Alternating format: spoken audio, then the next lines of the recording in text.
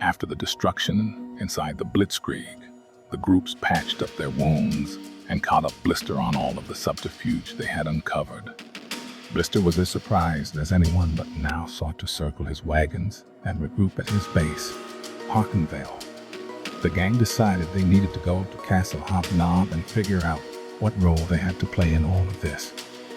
Brevik sent a troop to Gorgash about how independent guilds are being targeted and to check in with the High Run Guild. They returned to their East Labor Town headquarters and found it being attacked by cultists. As Tim blasted one of the cultists with his echo bolt, he received another conspiracy vision. They killed 4 of the cultists, but one that had been rummaging in Tim's trunk got away. They debriefed with Brevik's siblings and made a repair plan before going to Jeswin to speak with Captain Vinehook. The captain was relieved to hear that Vakujah had been dealt with and paid them for their services. Barry Dingle and Concesius decided that they would part ways with the vile spine hunters and join CBBB, as local lunar problems loomed larger than monster hunts.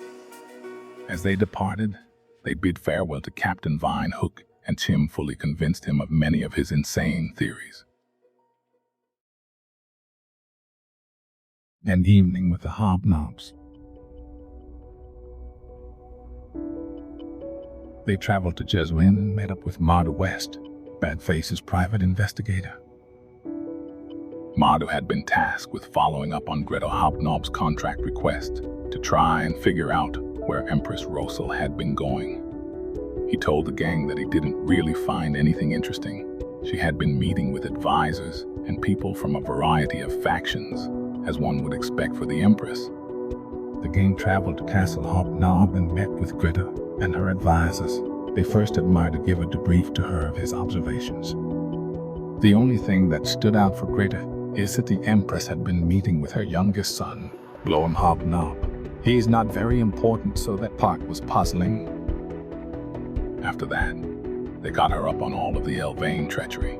Alarmed, she thanked them for their intel, paid them for the investigation, and reminded them about the ULC Council session tomorrow, where they would need to provide an update on Ukabil. Not fully trusting Blarm, the gang snuck into his house and searched it.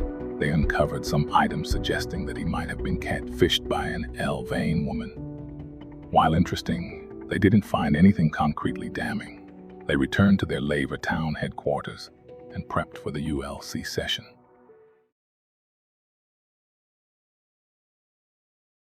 An uninvited guest.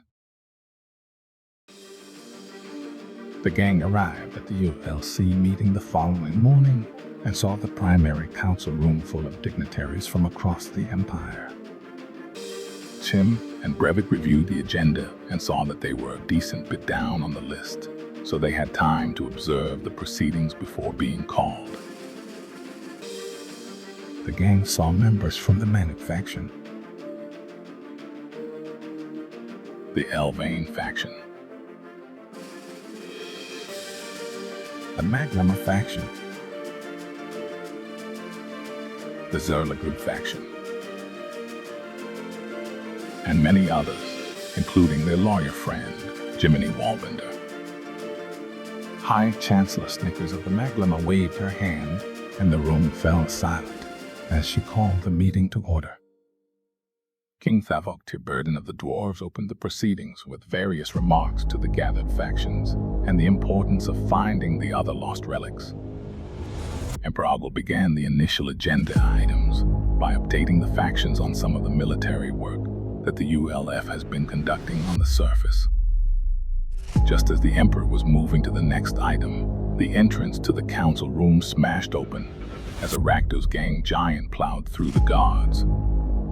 Just as more guards descended to intercept him, he threw a purple disc at the far end of the council chamber. On impact, it opened an enormous portal, and a torrent of water immediately poured forth, flooding the chamber. After a few seconds, an enormous aquatic beast fell through the portal as it closed behind it. Absolute panic ensued, and our gang was at a loss for what to do next. Why was this beast let loose? What would happen to all of the dignitaries and heads of state? Find out next time on Return to Dolban.